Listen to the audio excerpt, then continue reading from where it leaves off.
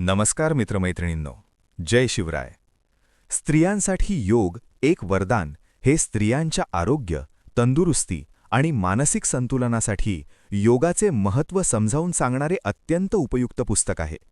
हे पुस्तक प्रसिद्ध योगतज्ञ गीता अय्यंगार यांनी लिहिले असून ते रोहन प्रकाशन यांनी मराठीत प्रकाशित केले आहे. हे पुस्तक विशेषतः स्त्रियांच्या शरीररचना, आरोग्याच्या गरजा आणि जीवनातील विविध टप्प्यांचा विचार करून तयार केलेले आहे. त्यामुळे स्त्रियांनी योगाचा योग्य उपयोग करून निरोगी आणि संतुलित जीवन कसे जगावे याचे मार्गदर्शन या पुस्तकातून मिळते. पुस्तकाची मूलभूत माहिती. पुस्तकाचे नाव स्त्रियांसाठी योग एक वरदान. लेखिका गीता अय्यंगार. प्रकाशन रोहन प्रकाशन. भाषा मराठी. प्रकार आरोग्य, योग, जीवनशैली पुस्तक. योगाचे महत्त्व. योग ही भारताची प्राचीन परंपरा आहे. योगामुळे शरीर, मन आणि आत्मा यांचा समतोल राखला जातो. आजच्या धावपळीच्या जीवनात ताणतणाव, थकवा आणि आरोग्याच्या समस्या वाढत आहेत. अशावेळी योग हा आरोग्य टिकवण्यासाठी प्रभावी मार्ग ठरतो. स्त्रियांच्या आयुष्यात अनेक शारीरिक आणि मानसिक बदल होत असतात, त्यामुळे त्यांना आरोग्याची अधिक काळजी घ्यावी लागते.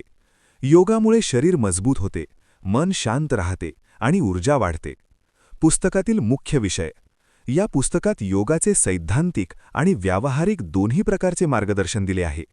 पुस्तकात खालील विषयांचा समावेश आहे.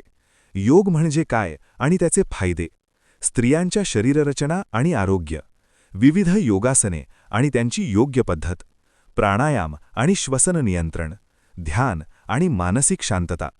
प्रत्येक योगासनाची माहिती सोप्या भाषेत आणि चित्रांसह दिलेली असल्यामुळे नवशिक्यांनाही योग शिकणे सोपे होते. योगासनांची माहिती. या पुस्तकात अनेक प्रकारची योगासनं दिली आहेत. उदाहरणार्थ, उभे राहून करायची आसने, पुढे वाकण्याची आसने, मागे वाकण्याची आसने, संतुलन राखणारी आसने. ही आसने शरीराची लवचिकता वाढवतात, स्नायू मजबूत करतात आणि पाठीचा कणा निरोगी ठेवतात. प्राणायाम आणि ध्यान. या पुस्तकात प्राणायाम आणि ध्यान याबद्दलही सविस्तर माहिती दिली आहे. प्राणायामामुळे श्वसन सुधारते, फुफ्फुसांची क्षमता वाढते आणि मन शांत राहते. ध्यानामुळे एकाग्रता वाढते आणि मानसिक ताण कमी होतो. स्त्रियांसाठी विशेष योग. या पुस्तकाचे विशेष वैशिष्ट्य म्हणजे स्त्रियांच्या जीवनातील वेगवेगळ्या अवस्थांसाठी वेगळे योगाभ्यास दिले आहेत. उदाहरणार्थ, मासिक पाळीच्या काळातील योग, गर्भधारणेदरम्यान योग, प्रसूतीनंतरचा योग, रजोनिवृत्तीच्या काळातील योग. या सर्व टप्प्यांवर हे शरीर आणि मन निरोगी ठेवण्यासाठी योगाचा उपयोग कसा करावा हे पुस्तकात समजावले आहे. पुस्तकाची वैशिष्ट्ये.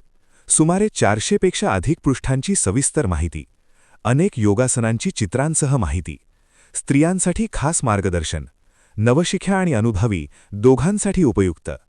आपल्याला हे पुस्तक कुठे उपलब्ध होईल जाणून घ्यायचं असेल तर कमेंट बॉक्समध्ये कमेंट करा व चॅनलला सबस्क्राईब केला नसेल तर चॅनलला सबस्क्राईब करायला विसरू नका. धन्यवाद.